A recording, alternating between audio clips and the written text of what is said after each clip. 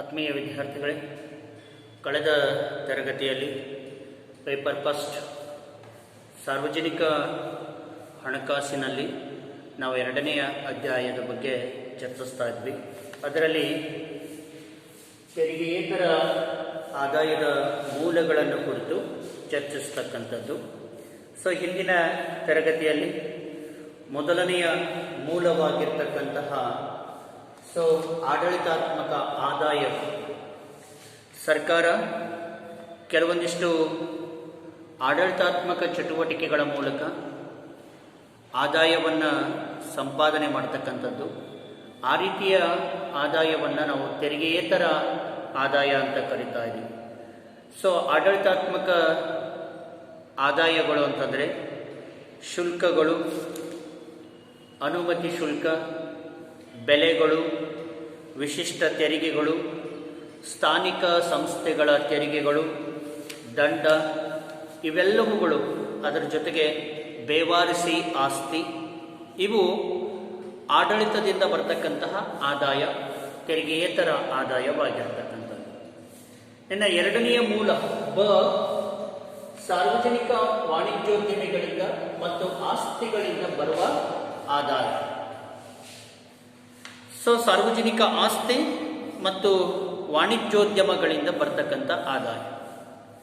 ಸರ್ಕಾರ ತನ್ನ ಆಸ್ತಿಯನ್ನು ಬಾಡಿಗೆ ರೂಪದಲ್ಲಿ ನೀಡತಕ್ಕಂಥದ್ದಾಗಲಿ, ಲೀಸ್ ರೂಪದಲ್ಲಿ ನೀಡೋದ್ರ ಮೂಲಕ ಆದಾಯವನ್ನು ಸಂಪಾದನೆ ಮಾಡತಕ್ಕಂಥದ್ದು. ಸರ್ಕಾರದ ಆಸ್ತಿಯೂ ಕೂಡ ಇಲ್ಲಿ ಸರ್ಕಾರಕ್ಕೆ ಸಾಕಷ್ಟು ಆದಾಯವನ್ನು ತಂದು ಕೊಡ್ತಕ್ಕಂಥದ್ದು. ಸರ್ಕಾರವೇ ಕೆಲವೊಂದಿಷ್ಟು ನಿರ್ದಿಷ್ಟ ಕೈಗಾರಿಕೆಗಳನ್ನು, ವಾಣಿಜ್ಯೋದ್ಯಮ ಚಟುವಟಿಕೆಗಳನ್ನು ಸ್ಥಾಪನೆ ಮಾಡಿ, ಉತ್ಪಾದನೆ ಮಾಡಿ, ನಿರ್ವಹಿಸಿಕೊಂಡು ಹೋಗ್ತಕ್ಕಂಥ ಒಂದು ಜವಾಬ್ದಾರಿಯನ್ನು ಹೊಂದಿರತಕ್ಕಂಥದ್ದು. ಹಾಗಾಗಿ ಇವತ್ತು ಸರ್ಕಾರಿ ಒಡೆತನದ ಕೈಗಾರಿಕೆಗಳಿಂದಲೂ ಕೂಡ ಸರ್ಕಾರಕ್ಕೆ ಆದಾಯ ಬರುತ್ತೆ. ಸರ್ಕಾರದ ಆಸ್ತಿಗಳಿಂದಲೂ ಕೂಡ ಸರ್ಕಾರಕ್ಕೆ ಆದಾಯ ಬರುತ್ತೆ. ಈ ರೀತಿ ಬರ್ತಕ್ಕಂಥ ಆದಾಯವನ್ನು ನಾವು ತೆರಿಗೆಯೇತರ ಆದಾಯ ಎಂಬುದಾಗಿ ಕರೀತಾ ಇರ್ತಕ್ಕಂಥದ್ದು.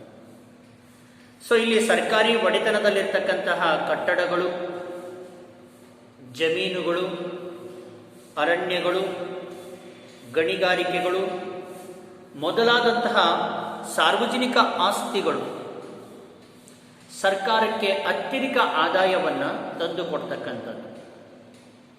ಇವತ್ತು ನಾವು ನೋಡ್ತಾ ಇದ್ದೀವಿ, ಸರ್ಕಾರಿ ಕಟ್ಟಡಗಳು, ಸರ್ಕಾರಿ ಒಡೆತನದಲ್ಲಿರ್ತಕ್ಕಂಥ ಕಟ್ಟಡಗಳು ಇವತ್ತು ಸರ್ಕಾರದ ಒಡೆತನದಲ್ಲಿ ಸರ್ಕಾರ ವಾಣಿಜ್ಯ ಮಳಿಗೆಗಳನ್ನು ನಿರ್ಮಾಣ ಮಾಡಿ ವ್ಯಾಪಾರಸ್ಥರಿಗೆ ಬಾಡಿಗೆ ಕೊಡ್ತಕ್ಕಂಥದ್ದು ಅಥವಾ ಲೀಸಿಗೆ ಕೊಡ್ತಕ್ಕಂಥದ್ದು. ನೀವು ಇವತ್ತು ರಾಣೆಬೆನ್ನೂರಿನಲ್ಲಿ ನೋಡ್ತಾ ಇರ್ತೀವಿ.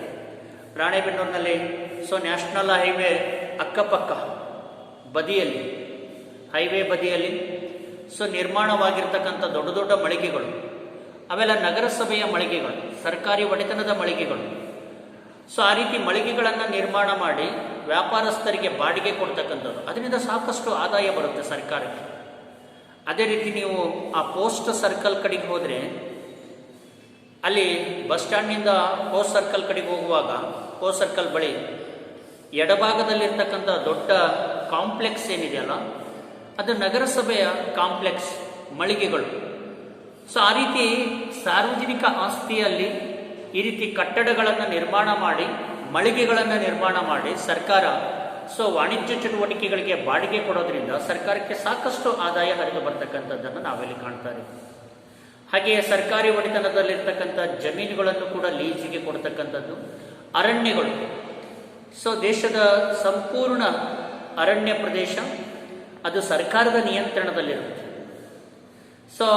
ಆ ಅರಣ್ಯ ಪ್ರದೇಶದಲ್ಲಿರ್ತಕ್ಕಂತಹ ಸಂಪನ್ಮೂಲಗಳಿಂದ ಬರ್ತಕ್ಕಂಥ ಆದಾಯ, ಮರಗಿಡಗಳಿಂದ ಸಾಕಷ್ಟು ರೀತಿಯಲ್ಲಿ ಆದಾಯವನ್ನು ಸಂಪಾದನೆ ಮಾಡ್ತಕ್ಕಂಥದ್ದು.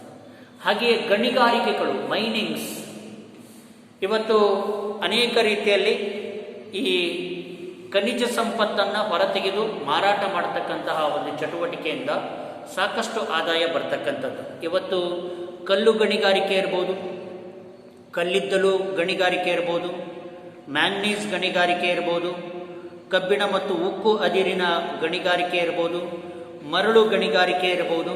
ಈ ರೀತಿ ಈ ಗಣಿಗಾರಿಕೆ ಸಂಪೂರ್ಣವಾಗಿ ಸರ್ಕಾರದ ನಿಯಂತ್ರಣದಲ್ಲಿ ಇರ್ತಕ್ಕಂಥದ್ದು. ಈ ಗಣಿಗಾರಿಕೆಯಿಂದಲೂ ಕೂಡ ಸರ್ಕಾರಕ್ಕೆ ಸಾಕಷ್ಟು ರೀತಿಯಲ್ಲಿ ಆದಾಯ ಬರ್ತಕ್ಕಂಥದ್ದನ್ನು ನಾವಿಲ್ಲಿ ಕಾಣ್ತಾ ಇದ್ದೀವಿ. ಹಾಗಾಗಿ ಸರ್ಕಾರಿ ಕಟ್ಟಡಗಳಿಂದ ಬರ್ತಕ್ಕಂತಹ ಬಾಡಿಗೆ, ಭೂ ಕಂದಾಯ, ಹುಲ್ಲುಗಾವಲುಗಳಿಂದ ಬರ್ತಕ್ಕಂಥ ಆದಾಯ, ಅರಣ್ಯ ಸಂಪತ್ತಿನ ಮಾರಾಟದಿಂದ ಬರ್ತಕ್ಕಂಥ ಆದಾಯ, ಗಣಿಗಳ ಮೇಲಿನ ಹಕ್ಕುಗಳ ಮಾರಾಟದಿಂದ ಬರ್ತಕ್ಕಂಥ ಆದಾಯ, ಇವೆಲ್ಲವುಗಳು ಕೂಡ ಸಾರ್ವಜನಿಕ ಆಸ್ತಿಗಳಿಂದ ಬರ್ತಕ್ಕಂತಹ ಆದಾಯವಾಗಿರ್ತಕ್ಕಂಥದ್ದು. ಈ ರೀತಿ ಸರ್ಕಾರದ ಆದಾಯವನ್ನು ನಾವು ತೆರಿಗೆಯೇತರ ಆದಾಯ ಎಂಬುದಾಗಿ ವಿಶ್ಲೇಷಣೆ ಮಾಡ್ತಾ ಇರ್ತಕ್ಕಂಥದ್ದು. ಇವತ್ತಿನ ಸರ್ಕಾರಗಳು ಅನೇಕ ಕೈಗಾರಿಕೆಗಳನ್ನು, ವಾಣಿಜ್ಯ ಸಂಸ್ಥೆಗಳನ್ನು ನಿರ್ವಹಣೆ ಮಾಡ್ತಾ ಇರ್ತಕ್ಕಂಥದ್ದು ಅಥವಾ ನಡೆಸಿಕೊಂಡು ಹೋಗ್ತಾ ಇರ್ತಕ್ಕಂಥದ್ದು. ಉದಾಹರಣೆಗೆ ರೈಲು ಸಾರಿಗೆ, ಹಡಗು ಸಾರಿಗೆ, ವಾಯು ಸಾರಿಗೆ, ಅಂಚೆ ಮತ್ತು ತಂತಿ ಇಲಾಖೆ, ಟೆಲಿಫೋನ್, ವಿದ್ಯುತ್ ಶಕ್ತಿಯ ಉತ್ಪಾದನೆ, ವಿದ್ಯುತ್ ಪೂರೈಕೆ, ನೀರಾವರಿ, ಮೂಲ ಮತ್ತು ಭಾರೀ ಉದ್ಯಮಿಗಳನ್ನು ನಡೆಸ್ತಕ್ಕಂಥದ್ದು, ಇವೇ ಮೊದಲಾದವುಗಳು ಸರ್ಕಾರಕ್ಕೆ ಸಾಕಷ್ಟು ರೀತಿಯಲ್ಲಿ ಆದಾಯವನ್ನು ತಂದು ಕೊಡ್ತಕ್ಕಂಥದ್ದು. ಇವುಗಳನ್ನು ನಾವು ಸರ್ಕಾರದ ವಾಣಿಜ್ಯೋದ್ಯಮಿಗಳು ಅಂತ ಕರೀತಾ ಇರ್ತಕ್ಕಂಥದ್ದು. ಇವತ್ತು ರೈಲು ಸಾರಿಗೆ ಸಂಪೂರ್ಣವಾಗಿ ಸರ್ಕಾರದ ನಿಯಂತ್ರಣದಲ್ಲಿರ್ತಕ್ಕಂಥದ್ದು, ಅದನ್ನು ಖಾಸಗೀಕರಣ ಮಾಡಿಲ್ಲ. ಇವತ್ತು ರೈಲು ಸಾರಿಗೆಯಿಂದ ಸರ್ಕಾರಕ್ಕೆ ಸಾಕಷ್ಟು ಕೋಟ್ಯಾಂತರ ರೂಪಾಯಿ ಆದಾಯ ಲಾಭದ ರೂಪದಲ್ಲಿ ಹರಿದು ಬರ್ತಾ ಇರ್ತಕ್ಕಂಥದ್ದು. ಹಡಗು ಸಾರಿಗೆ ಮೂಲಕ ಆದಾಯ ಬರ್ತಾ ಇದೆ. ವಾಯು ಸಾರಿಗೆ ಇವತ್ತು ಏರ್ಜೆಟ್, ಏರ್ವೇಸ್, ಏರೋಪ್ಲೇನ್ಗಳು ಏನಿದಾವಲ್ಲ, ಇವು ಸರ್ಕಾರಿ ಒಡೆತನದ ಏರೋಪ್ಲೇನ್ಗಳು. ಇವತ್ತು ವಾಯು ಸಾರಿಗೆ ಮೂಲಕವೂ ಕೂಡ ಸರ್ಕಾರ ಅತ್ಯಧಿಕ ಆದಾಯವನ್ನು ಸಂಪಾದನೆ ಮಾಡ್ತಾ ಇರ್ತಕ್ಕಂಥದ್ದು. ಹಾಗೆ ಇವತ್ತು ಅದರ ಜೊತೆಗೆ ಅಂಚೆ ಮತ್ತು ತಂತಿ ಇಲಾಖೆ, BSNL, MTNL ಇವೆಲ್ಲ ಸಂಪರ್ಕ ಸೌಲಭ್ಯಗಳನ್ನು ಒದಗಿಸಿಕೊಡ್ತಕ್ಕಂಥ, ಸಂಪರ್ಕ ಸೇವೆಗಳನ್ನು ಒದಗಿಸಿಕೊಡ್ತಕ್ಕಂಥ ವಾಣಿಜ್ಯೋದ್ಯಮ ಸಂಸ್ಥೆಗಳು ಸರ್ಕಾರಕ್ಕೆ ಸಾಕಷ್ಟು ಆದಾಯವನ್ನು ತಂದು ಕೊಡ್ತಕ್ಕಂಥದ್ದು. ಅಷ್ಟೇ ಅಲ್ಲ, ಸರ್ಕಾರ ಇವತ್ತು ವಿದ್ಯುತ್ ಶಕ್ತಿಯನ್ನು ಉತ್ಪಾದನೆ ಮಾಡಿ ಇವತ್ತು ದೇಶದ ಮನೆಗಳಿಗೆ ಮತ್ತು ಕೈಗಾರಿಕೋದ್ಯಮ ಚಟುವಟಿಕೆಗಳಿಗೆ ವಿದ್ಯುತ್ತನ್ನು ಪೂರೈಕೆ ಮಾಡೋದ್ರಿಂದಲೂ ಕೂಡ ಸಾಕಷ್ಟು ಆದಾಯವನ್ನು ಸಂಪಾದನೆ ಮಾಡ್ತಕ್ಕಂಥದ್ದು. ನೀರಾವರಿ ಮೂಲವನ್ನು ನಿರ್ಮಿಸಿ, ನೀರಾವರಿ ಸೌಲಭ್ಯವನ್ನು ನಿರ್ಮಿಸಿ, ಆ ನೀರಾವರಿಯ ಮೂಲದಿಂದಲೂ ಕೂಡ ಸಾಕಷ್ಟು ಆದಾಯವನ್ನು ಸರ್ಕಾರ ಸಂಪಾದನೆ ಮಾಡ್ತಾ ಇರ್ತಕ್ಕಂಥದ್ದು. ಹಾಗೆಯೇ ಸರ್ಕಾರ ಅನೇಕ ಕೈಗಾರಿಕೆಗಳನ್ನು ತಾನೇ ಸ್ಥಾಪನೆ ಮಾಡಿ, ಸರಕುಗಳನ್ನು ತಾನೇ ಉತ್ಪಾದನೆ ಮಾಡಿ ಮಾರಾಟ ಮಾಡೋದ್ರ ಮೂಲಕವೂ ಲಾಭವನ್ನು ಸಂಪಾದನೆ ಮಾಡ್ತಾ ಇರ್ತಕ್ಕಂಥದ್ದು. ಅನೇಕ ಮೂಲ ಮತ್ತು ಭಾರೀ ಕೈಗಾರಿಕೆಗಳನ್ನು ಸರ್ಕಾರ ಸ್ಥಾಪನೆ ಮಾಡಿರ್ತಕ್ಕಂಥ ಉದಾಹರಣೆಗಳನ್ನು ನಮ್ಮ ದೇಶದಲ್ಲಿ ನಾವು ಕಾಣ್ತಾ ಇದ್ದೀವಿ. ಕಬ್ಬಿಣ ಮತ್ತು ಉಕ್ಕು ಕೈಗಾರಿಕೆ ಆಗಿರ್ಬೋದು, ರಾಸಾಯನಿಕ ಗೊಬ್ಬರಗಳನ್ನು ಉತ್ಪಾದನೆ ಮಾಡ್ತಕ್ಕಂಥ ಕೈಗಾರಿಕೆಗಳಾಗಿರ್ಬೋದು, ಸಿಮೆಂಟ್ ಕೈಗಾರಿಕೆಗಳಾಗಿರ್ಬೋದು, ಹತ್ತಿ ಬಟ್ಟೆ ಕೈಗಾರಿಕೆಗಳಾಗಿರ್ಬೋದು, ಸೆಣಬು ಕೈಗಾರಿಕೆಗಳಾಗಿರ್ಬೋದು, ಹೌದಾ, ಔಷಧೋಪಕರಣಗಳನ್ನು ಉತ್ಪಾದನೆ ಮಾಡ್ತಕ್ಕಂಥ ಕೈಗಾರಿಕೆಗಳಾಗಿರ್ಬೋದು. ಈ ರೀತಿ ಅನೇಕ ಮೂಲ ಮತ್ತು ಬೃಹತ್ ಕೈಗಾರಿಕೆಗಳನ್ನು ಸರ್ಕಾರ ತಾನೇ ಸ್ಥಾಪನೆ ಮಾಡ್ತಕ್ಕಂಥದ್ದು, ತಾನೇ ಉತ್ಪಾದನೆ ಮಾಡ್ತಕ್ಕಂಥದ್ದು. ಈ ರೀತಿ ಉದ್ಯಮ ಸಂಸ್ಥೆಗಳಿಂದಲೂ ಕೂಡ ಸರ್ಕಾರಕ್ಕೆ ಸಾಕಷ್ಟು ರೀತಿಯಲ್ಲಿ ಆದಾಯ ಹರಿದು ಬರ್ತಕ್ಕಂಥದ್ದು.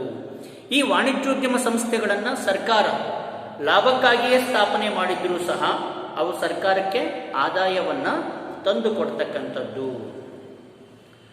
ಇಲ್ಲಿ ಅಭಿವೃದ್ಧಿ ಹೊಂದುತ್ತಿರುವ ಇವತ್ತಿನ ಅನೇಕ ರಾಷ್ಟ್ರಗಳಲ್ಲಿ ಅನೇಕ ಉದ್ಯಮಗಳನ್ನು ಸರ್ಕಾರವೇ ಸ್ಥಾಪನೆ ಮಾಡ್ತಾ ಇರ್ತಕ್ಕಂಥದ್ದು.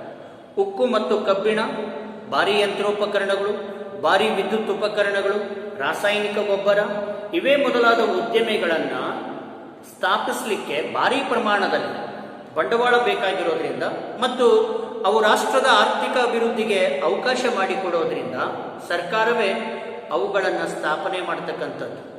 ಈ ಸರ್ಕಾರಿ ಉದ್ಯಮಿಗಳಿಂದ ಬರ್ತಕ್ಕಂಥ ಲಾಭ ಏನಿದೆಯಲ್ಲ, ಇದು ಸರ್ಕಾರದ ಆದಾಯವಾಗಿರ್ತಕ್ಕಂಥದ್ದು. ಇವೆಲ್ಲವುಗಳು ಕೂಡ ತೆರಿಗೆಯೇತರ ರೂಪದಲ್ಲಿ ಹರಿದು ಬರ್ತಕ್ಕಂಥ ಆದಾಯವಾಗಿರ್ತಕ್ಕಂಥದ್ದು.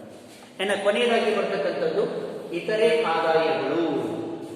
ತೆರಿಗೆಯೇತರ ಆದಾಯದ ಮೂಲಗಳಲ್ಲಿ ಇತರೆ ಆದಾಯಗಳು. ಇತರೆ ಆದಾಯಗಳು ಅಂತಂದರೆ ಸರ್ಕಾರ ನೋಟುಗಳನ್ನು ಮುದ್ರಿಸಿ ಚಲಾವಣೆಯಲ್ಲಿ ತರೋದು, ಸಾರ್ವಜನಿಕರಿಂದ ಸಾಲವನ್ನು ಪಡೆಯೋದು, ಸಾರ್ವಜನಿಕರಿಂದ ಮತ್ತು ವಿದೇಶಗಳಿಂದ ಕಾಣಿಕೆಯನ್ನು ಪಡೆಯೋದು, ವಿದೇಶಗಳಿಂದ ಸಹಾಯಧನವನ್ನು ಪಡೆಯತಕ್ಕಂಥದ್ದು, ಇವೇ ಮೊದಲಾದ ಆದಾಯದ ಇತರೆ ಮೂಲಗಳಾಗಿರ್ತಕ್ಕಂಥದ್ದು. ಸರ್ಕಾರ ದೇಶದ ಜನರಿಂದ ಮತ್ತು ವಿದೇಶಗಳಿಂದ ತನ್ನ ಅನೇಕ ಯೋಜನೆಗಳನ್ನು ಕಾರ್ಯಗತಗೊಳಿಸಲಿಕ್ಕೆ ಸಾಲವನ್ನು ಪಡೀತಾ ಇರ್ತಕ್ಕಂಥದ್ದು. ಕೆಲವೊಂದು ಅವಧಿಯ ನಂತರ ಮರುಪಾವತಿ ಮಾಡಬೇಕಾಗಿದ್ದರೂ ಸಾಲ ಎತ್ತಿರ್ತಕ್ಕಂಥ ವರ್ಷದಲ್ಲಿ ಸರ್ಕಾರಕ್ಕೆ ಸಂದಾಯವಾಗಿರ್ತಕ್ಕಂತಹ ಹಣವಾಗಿರೋದ್ರಿಂದ ಅದನ್ನು ನಾವು ಆದಾಯ ಅಂತಲೇ ಪರಿಗಣಿಸ್ತಕ್ಕಂಥದ್ದು. ಅಷ್ಟೇ ಅಲ್ಲ, ಸರ್ಕಾರಕ್ಕೆ ಏನಾದರೂ ಹಣದ ಕೊರತೆ ಇದ್ದಾಗ ಸರ್ಕಾರ ಹೊಸ ನೋಟುಗಳನ್ನು ಮುದ್ರಿಸಿ ಅದು ತನ್ನ ಕೊರತೆಯನ್ನು ನೀಗಿಸಿಕೊಳ್ಳಬಹುದು. ಯಾವಾಗ ಸರ್ಕಾರ ಈ ಎಲ್ಲ ಮೂಲಗಳಿಂದ ಸಂಗ್ರಹಿಸತಕ್ಕಂಥ ಆದಾಯ ತಾನು ಮಾಡತಕ್ಕಂಥ ಅಭಿವೃದ್ಧಿ ಚಟುವಟಿಕೆಯ ವೆಚ್ಚಕ್ಕೆ ಸಾಕಾಗದೆ ಹೋದಾಗ, ಸರ್ಕಾರಕ್ಕೆ ಹಣದ ಕೊರತೆ ಬಂದಾಗ, ಸರ್ಕಾರ ಆ ಸಂದರ್ಭದಲ್ಲಿ RBI ಮುಖಾಂತರ ಹೊಸ ನೋಟುಗಳನ್ನು ಮುದ್ರಿಸಿ ತನ್ನ ಕೊರತೆಯ ಹಣವನ್ನು ನೀಗಿಸಿಕೊಳ್ಳಬಹುದು. ಇದು ಸರ್ಕಾರದ ಆಯವ್ಯಯವೆಂದು ಅಥವಾ ಆದಾಯವೆಂದು ಪರಿಗಣಿಸಲಾಗ್ತಾ ಇರ್ತಕ್ಕಂಥ. ಸರ್ಕಾರವು ಸಾರ್ವಜನಿಕರಿಂದ ಮತ್ತು ವಿದೇಶಗಳಿಂದ ಅನೇಕ ಸಂದರ್ಭಗಳಲ್ಲಿ ಕಾಣಿಕೆಗಳನ್ನು ಸ್ವೀಕರಿಸ್ತಕ್ಕಂಥದ್ದು. ಇಂತಹ ಕಾಣಿಕೆಗಳನ್ನು ಚಿನ್ನ, ನಗದು ಹಣ, ಬಟ್ಟೆ, ಆಹಾರ ಧಾನ್ಯ, ಔಷಧಿ ಸಾಮಾನುಗಳು ಮೊದಲಾದವುಗಳ ರೂಪದಲ್ಲಿ, ಕಾಣಿಕೆಯ ರೂಪದಲ್ಲಿ ಪಡೀತಾ ಇರ್ತಕ್ಕಂಥದ್ದು. ಇದನ್ನು ಸಹ ಸರ್ಕಾರದ ಆದಾಯವೇ ಎಂಬುದಾಗಿ ಪರಿಗಣಿಸ್ತಕ್ಕಂಥದ್ದು. ಅದರಂತೆ ಮುಂದುವರಿದ ರಾಷ್ಟ್ರಗಳು ಹಿಂದುಳಿದ ರಾಷ್ಟ್ರಗಳಿಗೆ ಆರ್ಥಿಕ ಅಭಿವೃದ್ಧಿಗಾಗಿ ಸಹಾಯಧನವನ್ನು ಸಲ್ಲಿಸ್ತಕ್ಕಂಥದ್ದು. ಇಂತಹ ಸಹಾಯಧನವನ್ನು ಕೂಡ ಸರ್ಕಾರದ ಆದಾಯವೇ ಎಂದು ಪರಿಗಣಿಸ್ತಕ್ಕಂಥದ್ದು. ಕೊನೆಯದಾಗಿ ಯುದ್ಧದ ಸಂದರ್ಭದಲ್ಲಿ, ಯುದ್ಧದಲ್ಲಿ ಸೋತಂತ ರಾಷ್ಟ್ರವು ಗೆದ್ದ ರಾಷ್ಟ್ರಕ್ಕೆ ಕೊಡ್ತಕ್ಕಂಥ ದಂಡ ಮತ್ತು ಪರಿಹಾರ ಧನ ಮತ್ತು ಯುದ್ಧಕ್ಕಾಗಿ ಎತ್ತತಕ್ಕಂಥ ವಂತಿಗೆಯ ಹಣ, ಇವೆಲ್ಲವುಗಳು ಕೂಡ ಸರ್ಕಾರದ ಆದಾಯವೆಂದು ಪರಿಗಣಿಸಲಾಗ್ತಾ ಇರತಕ್ಕಂಥದ್ದು. ಹಾಗಾಗಿ ಸಾರ್ವಜನಿಕ ಆದಾಯದ ಬಹುಭಾಗ ತೆರಿಗೆಗಳಿಂದಲೇ ಸಂಗ್ರಹಿಸಲ್ಪಡ್ತಕ್ಕಂಥದ್ದು. ಆದುದರಿಂದ ಈ ತೆರಿಗೆಗಳು ತೆರಿಗೆಯೇತರ ಆದಾಯಗಳಿಗಿಂತಲೂ ಹೆಚ್ಚಿನ ಒಂದು ಪ್ರಾಮುಖ್ಯತೆಯನ್ನು ಪಡೆದುಕೊಂಡಿರ್ತಕ್ಕಂಥದ್ದು. ಇಲ್ಲಿ ಸರ್ಕಾರದ ಆದಾಯದ ಮೂಲಗಳು ಎರಡು, ಒಂದು ತೆರಿಗೆಯ ಮೂಲ, ಇನ್ನೊಂದು ತೆರಿಗೆಯೇತರ ಮೂಲ. ಸೊ ಇಲ್ಲಿ ಸರ್ಕಾರಕ್ಕೆ ತೆರಿಗೆಯೇತರ ಮೂಲಕ್ಕಿಂತ ತೆರಿಗೆಯ ಮೂಲಗಳಿಂದಲೇ ಬರ್ತಕ್ಕಂಥ ಆದಾಯ ಅತ್ಯಧಿಕವಾಗಿರೋದ್ರಿಂದ ಸರ್ಕಾರದ ಆದಾಯದಲ್ಲಿ ತೆರಿಗೆಯ ಮೂಲಗಳು ಅತಿ ಹೆಚ್ಚು ಪ್ರಾಮುಖ್ಯತೆಯನ್ನು ಪಡೆದುಕೊಂಡಿರ್ತಕ್ಕಂಥದ್ದು. ಸೊ ಹಾಗೆಯೇ ಸಾರ್ವಜನಿಕ ಆದಾಯದ ಮೂಲಗಳು ಎಲ್ಲ ರಾಷ್ಟ್ರಗಳಲ್ಲಿ ಒಂದೇಯಾಗಿದ್ದರೂ ಕೂಡ ಆದಾಯದ ಪ್ರಮಾಣ ಮಾತ್ರ ರಾಷ್ಟ್ರದಿಂದ ರಾಷ್ಟ್ರಕ್ಕೆ ಏನಾಗಿರುತ್ತೆ, ಬದಲಾಗ್ತಾ ಹೋಗುತ್ತೆ. ಮುಂದುವರಿದ ರಾಷ್ಟ್ರಗಳಲ್ಲಿ ಅದು ಅತ್ಯಧಿಕ ಪ್ರಮಾಣದಲ್ಲಿದ್ದರೆ, ಭಾರತದಂತಹ ಹಿಂದುಳಿದ ರಾಷ್ಟ್ರಗಳಲ್ಲಿ ಅದು ಬಹಳಷ್ಟು ಕಡಿಮೆ ಇರತಕ್ಕಂಥದ್ದು. ಮುಂದುವರಿದ ರಾಷ್ಟ್ರಗಳಲ್ಲಿ ಸರ್ಕಾರವು ತೆರಿಗೆಗಳನ್ನು ಸುಲಭವಾಗಿ ಸಂಗ್ರಹಿಸಬಹುದಾಗಿರ್ತಕ್ಕಂಥದ್ದು.